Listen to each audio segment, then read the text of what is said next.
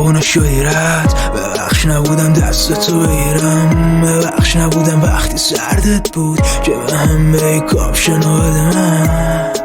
ای سرفه کردی نبودم بگم الهی بمیرم. ببخش اگه از وقتی رفتی یه تک دارم شمارتو میگیرم. آخه دیشب کردم مست باز پاک کردم همه عکساتو، اما خب از یادم نمیره که تو بودی میرقصیدی بین دستام.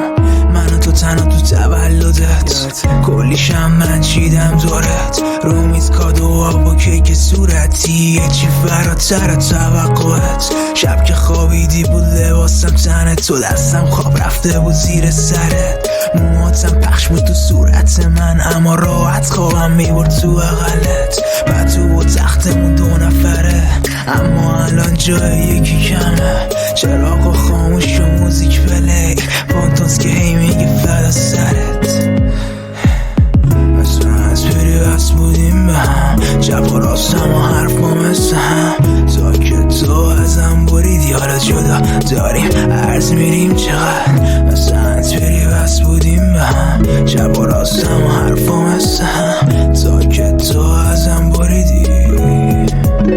یادش بخیر یه ماشین 2 تا آدم معمولی، موزیک پلی تو بغل هم لش بودیم، گریه کن پیشم دلت گرفت چون گفتی به هم گیر دلت. به هم دیگه ما خوردیم گره این هنز فری، هی با تحریشم ور میری بیب.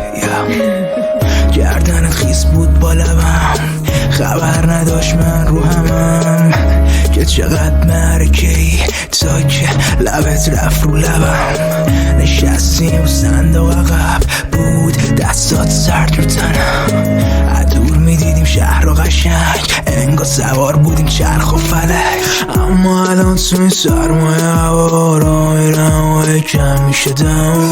اگه الان لبات نیستشو منم خوش شده لبم، کم کم داره میپره هوشه این بطریه آخه الکلم توشه. بوی لباسم خفم میکنه اما نمیشونم اشیای روش تو روشه. یادت گفتی عاشقتم غمت نباشه خاطرت جمع، ولی منو ارزون فروختی قیمت آخر عاشقت چند.